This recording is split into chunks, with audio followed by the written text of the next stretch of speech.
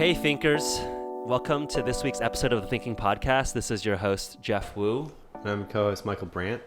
And we're excited to have Jerome Hardaway as our special guest today.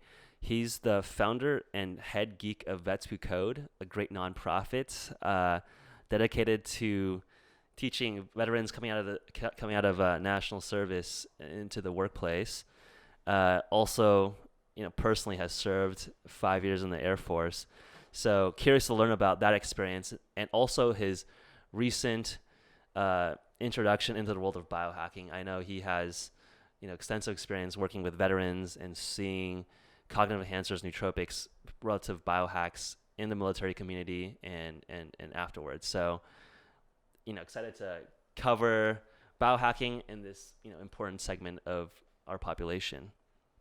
I'll kick it over to you, Jerome, for some quick quick intro from you. Right for that. Hey everybody, it's Jerome Hardaway. I serve 5 years security forces, and a few of those touch Phoenix Raven program. Now I'm a full stack software engineer, and I teach veterans how to code as well. I've been able to help 80 veterans in 14 states so far. And one of the things that we come up and talk about a lot is biohacking. So it's really cool to be involved and be able to talk about this and be on this podcast about it, because it actually has a lot to do with our military community in general. So that's pretty cool. Yeah, I think when I think about our war fighters, it's all about, improving performance, improving accuracy, right? If our soldiers are out there in a very chaotic, very stressful environment, it's just very well understood that stress reduces performance. Like if people are under stress, their accuracy on identifying, enemies versus friendlies is remarkably reduced. So, I think the military use case has been one of the original big use cases for nootropics, right? If you look at just historically, there were, sort of rumors that, even in World War II, the German Wehrmacht were using amphetamines to hop up their soldiers. There's Air Force pilots using amphetamines go pills. Exactly. The term Yeah. go pills for their 36-hour bombing missions, on when they're flying to Afghanistan from California Air Force Base. Curious to sort of get your thoughts and perspective on sort of the historic tradition of soldiers being enhanced. I think even examples from before, like Incan warriors chewing coca leaves before going to battle, etc. This is a long historical use of cognitive enhancers. Roger that. Yeah. Historically, when it comes to our active duty and armed forces and nootropics and biohacking in general, we have a really extensive history of trying to find something that works to give us that edge. As you said, when you're tired, when you're exhausted, judgment goes down, accuracy goes down, performance goes down, gross motor skills control diminishes. So it's all, and you're in a combat zone, so you can't really depend on the luxury of certain things like getting a good night's rest and being well rested, things of that nature. So remember back in the 2004, 2007 time frame, there was a point where I believe the FDA they decided they were going to take some of the supplements. They were going to take a particular ingredient out of supplements because people were abusing it. Well, that was actually one of the ingredients that veterans were using overseas. Was it paracetam? Yes, I believe so. Okay. Where they were using to help their alertness. I was very unique being in that state. What I've always seen, like you said, military was the first biohacking community, in my opinion. I remember being overseas in places like Korea and stuff, and we were always talking about what we can do to make ourselves better. Because it's a life and death situation. I think you have. Yeah. It's if there's people in Silicon Valley in the workplace looking for that edge. That's just end of the day making more money or getting ahead in career. But if you're deployed, if you're not sharp, you take a bullet, right? So or even worse, it's not so much as you getting hurt. It's so much as the guy next to you getting hurt or the girl next to you. You don't want to be that guy that because he wasn't, on point, someone else ended up getting injured. Right. So that I think outweighs your own personal safety when you're thinking about, a mistake you make or your lack of your performance issue could affect, you know, anywhere from two to thousands of people depending on your job. So that's where our thought process when it comes to like performance. 100%. Yeah, I want to just sort of dive in to explain the paracetam controversy. So, um, I think in the broader umbrella of nootropics, right? There's people are taking all sorts of different compounds for cognitive enhancement, right? And there's what is considered FDA GRAS, generally regarded as safe. That's 100% legal to be marketed and sold as a consumable, as a supplement, and things that are research chemicals and things that are scheduled, like illegal drugs. And paracetam was on the market and was being sold as a dietary supplement, but FDA ruled that it is not a supplement. It is actually an unscheduled drug because, originally paracetam was like a European, you know, Alzheimer dementia therapeutic. So basically, it's sort of in a limbo land now in America where there's no incentive for big pharma to have it go through phase 1, phase 2, phase 3 trials to bring it to market as a prescription drug. Um, so there's, but so it's like left in this unscheduled research chemical land where it's getting more risky and harder to source paracetam, and there's also just like a dearth of research and around sort of the broader racetam groups. That's something that we've looked at a lot when we're exploring ourselves a couple years ago, looking at what's one safe, has really good compelling scientific evidence behind, and then two, we can actually bring to market. So that's interesting to see that back in the 2004 2007 time frame. It sounds like a lot of your comrades in arms were looking at paracetam and racetams as a way to boost your performance. A lot of people think that it's the physical aspects of combat that is really hard, but it's the mental aspect. It's you're making split second decisions that have really really profound profound consequences. There are some things, something as simple as, hey, do I let this guy through the checkpoint? Could have a really huge consequence. Right. Or do we go? Do we trust that vehicle in the village right there that no one's touched for the past 2 hours? Like, yeah, well, these are things that you have to make judgment calls on, Right. and you have to our attention to detail has to be so um, it's almost like a hypersensitivity as well. You have to be hyper vigilant, and I think that's where to go, like where a lot of the things of post-traumatic stress and people don't understand about PTSD comes from is the hypervigilance. It comes from it's a part of that disorder, but it's also a trained skill. So it's I look at post-traumatic stress as something that it's really is a condition that basically things that you've done or you were trained to do to how to survive, it just doesn't have an off switch. And these are the things that we're seeing in our community, especially now with transitioning veterans, that biohacking is now coming back in full speed. We're using it now to try to get it's not we don't call it an advantage, we call it leveling the playing field in the civilian sector Right. because we don't have a lot of the advantages when we get out that civilians have. We don't have the network, we don't have a lot of that social foundation. Specifically, you think that only of all the people that are in America, only 21.8 million are American veterans. So if you're in so you think about like places like New York, and you think you can fit the entire population of Right. It's about uh, 6% of the population. Yeah. yeah, you could fit all the veterans in America in New York and have enough. And you know what? We would probably bring like the real estate down so you guys can actually afford to live there. Uh, but that's one like we're using biohacking. We're using supplements like Nootrobox and nootropics. to try to go back to give us an edge, so that way we can level the playing field when it comes to our education. Yeah, 100%. Yeah, what has been solid, um, like what have you found as a good personal regimen that you yourself or your colleagues have found to be really effective, like either during the service or now in civilian life?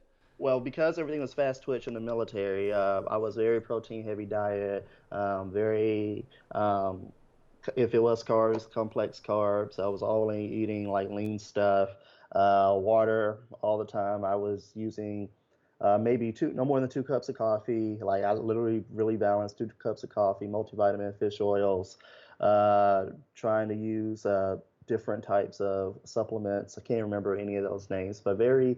Uh, I would say that my training was more like my biohacking was closer, resembled more like what sprinters do and use back then, as opposed now because everything's very, very intense. I'm using intermediate fasting as one thing, like, just go and, take a day of just focusing on putting all my attention into code. The brain works better when you're hydrated. Plus with the caffeine, amount of caffeine I'm drinking, especially now that I'm not drinking it with milk or sugar. Like it's sad now, just black Uh-huh. coffee. It's really How about really the Go depressing. Cubes? Go cubes. See, like, let's talk about the Go cubes. I like the effect of the Go cubes, but for the first version, I did not like the taste, and Right. I'm really impressed that you get like literally most people like for a bunch of devs to go out there and be like, all right, this is one problem that we are having, let's fix it. The second version of what you guys created, those Go cubes were significantly better. Yep. Absolutely. I just moved into our house in July, our new house in July, and we were like, I had a weekend where my wife was gone. I wanted to do as much stuff as possible. Go cubes were like my savior. Like I was like, I was like Will Ferrell on Step Brothers. It was like so many activities, and I was That's just funny. gone. It was pretty, it was pretty cool. I was like, yo, I'm like the Flash in this piece. I mean, I think one thing that I wanted to ask about or get your insight into was sort of uh, like PTSD and just also like just in your community, sort of misabusing, like therapeutic drugs. Like I just like recently saw that a 2014 study from the DoD mentioned that the rate for drug misuse was 2.5 times higher than the civilian rate. While in active duty, like the rates for drug use were like much lower than civilian population, but post service, I'm just curious, like, was that from a VA healthcare perspective? It just seems that like there's a lot of just obviously misalignment, and then I think it seemed that when I was talking to a lot of these veterans, people were looking at anxiolytics, basically nootropics that are for anti-anxiety, anti-stress, as a route that's safer or just more readily accessible than waiting at the VA to have your prescription come and they're super potent, Yes. oxytocin That and all these heavy duty antidepressants. I remember when I first came back and like my secret to like for post traumatic stress was like a lot of how to describe it, because what I realized was that the VA was either gonna try to pump me full of drugs or have me go through a bunch of sessions that didn't really matter. I used it like a I used a community immersion technique that I learned in Iraq, but I used it for American civilians. Pretty much I made a game out of immersing myself into a civilian sector, into civilians. Yes, What did that look like?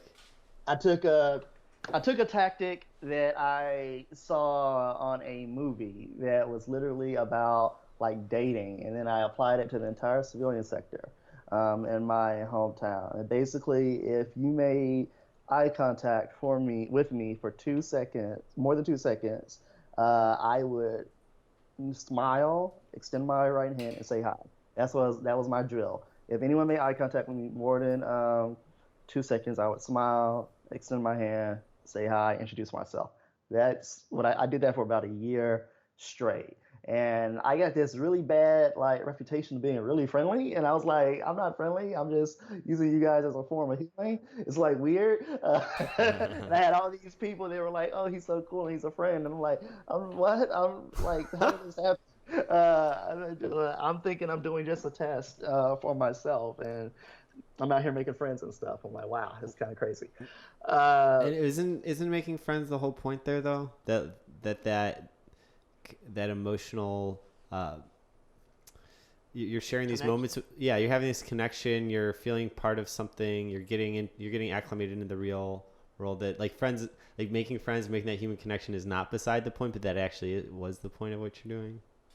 No, I felt like it was for me, it was, I wanted to not be, uh, just wanted to be, not feel like I was outside of the community. It wasn't, making friends was a side effect, but like you guys don't know, like one of the things like PTSD is not just anger and rampaging. Post-traumatic stress is like the ideal of going to Super Walmart at 3 o'clock in the morning is more comfortable than like going to Super Walmart at 1 p.m. on a Sunday.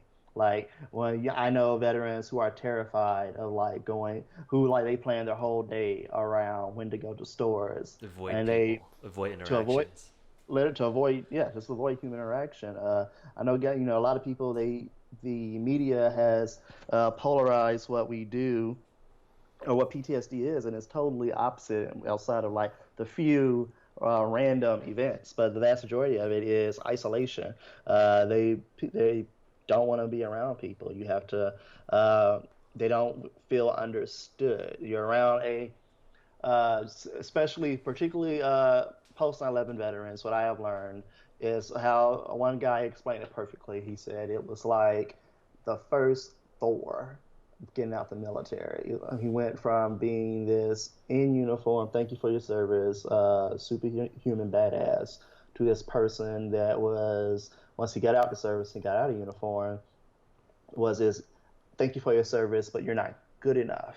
And he was like, it was just the hugest culture shock that now I'm out of the military and I'm considered unskilled, and I'm a liability. I'm looked at it. I went from the apex of American sensationalism, of feeling like I was a Right. contributing member of society, to now people look at me or treat me as if I am a drag on the human public. It's like I don't know how to feel about that. And these are the things that veterans like they're like dealing with every day. Every day I talk to veterans, and every day this is like how they feel, how they're feeling interpreted by the civilian sector, how they feel like some such of women veterans, and they feel like they're not veterans because American media has pushed this idea that the only people that are veterans are like 6'4" dudes with like huge beards Right. and muscles and stuff like that. But not all of us look like that. Matter of fact, maybe Most of the 10%. soldiers don't look like that, right? Yeah. So that's interesting. That's a different thread from learning code, right? There, like a lot of times when you're learning code, you're spending a lot of time thinking through problems. How do you connect those two threads, or is there a sense They're of where you, similar. yeah? They're similar. I mean, it's just a problem that needs to be solved. Just a different tool. It's just like I look at it no different than an if else statement. If this, do this. Like else, do this. That's what it is in society. Like if this person made eye contact with for more than 2 seconds, do this. Else, if, move on, and like don't act like nothing weird happened. Don't make it I weird. think it's efficient, So right? that Like you have no cognitive, you don't need to make decision making, right? I think when you reference like Zuckerberg's uniform, right? If he just wears the same thing every single day, like there's this notion of decision fatigue. You have a limited amount of willpower through a day, and you want to ostensibly focus that willpower on important decisions. So if you're not making decisions of how you interact with strangers in public, you're not making decisions on what you're wearing, you can be very efficient and focus all your willpower on the quote unquote important things, which would probably be like, hey, how am I gonna be more productive, learning how to code, etc., or build out the veteran community, etc.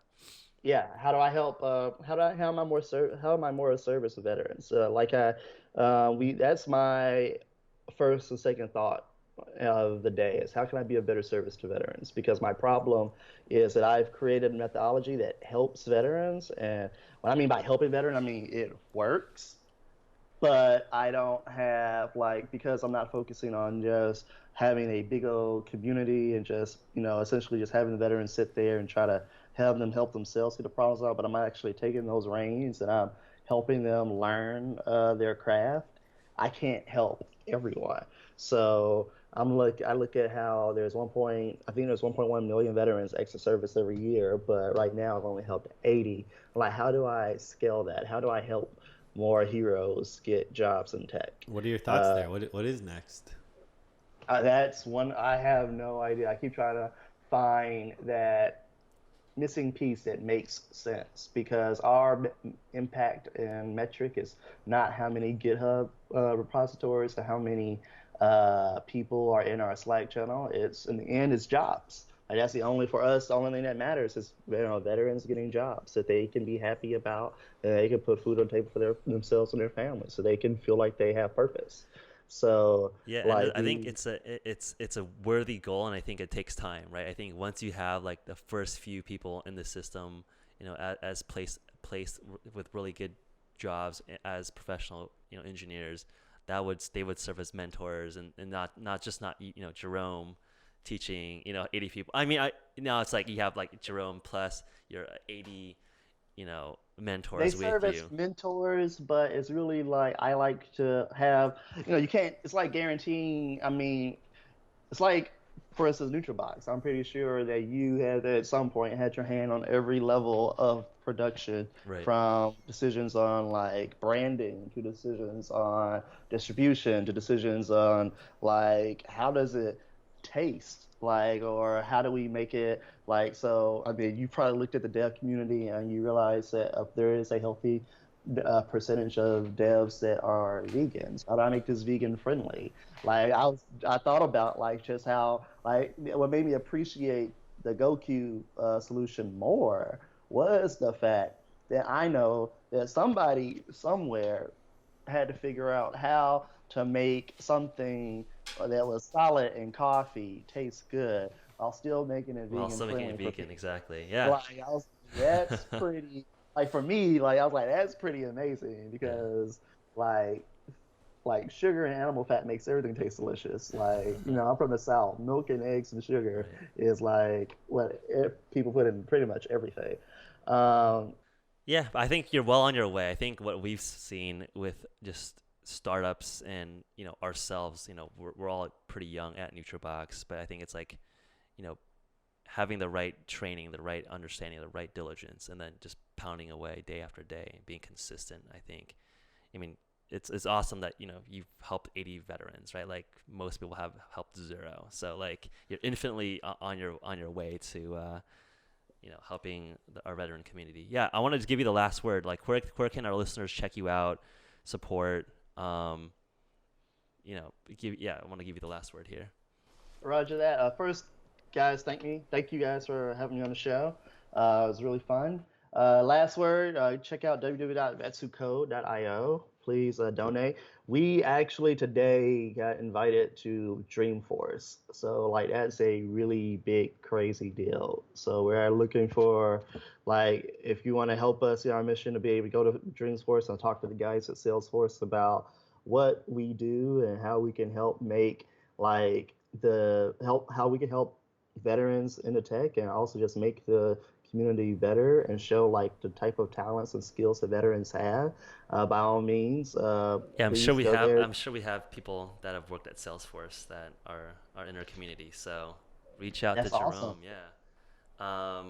Cool. And then you guys are a tax exempt org, so I guess for those listeners out there who have, who can make those Yeah. nonprofit donations, yeah, I would say consider Jerome and his organization. I mean, I think they're doing awesome work. Thank you. Yeah, we're 501c3, tax exempt. That's really that was one of the most important things that we focused on when we started was so people know that the work that we're Hey, I doing. mean, yeah, you guys are by the books. Cool. Yeah. Yeah, do you want to? No, yeah. Thanks for joining us. I just want to say everyone out there, you can check out our podcast on YouTube, on Google Play, on SoundCloud, and iTunes. So thanks for listening in. This has been a really great episode. Roger that. Thank you. Thank you guys a lot.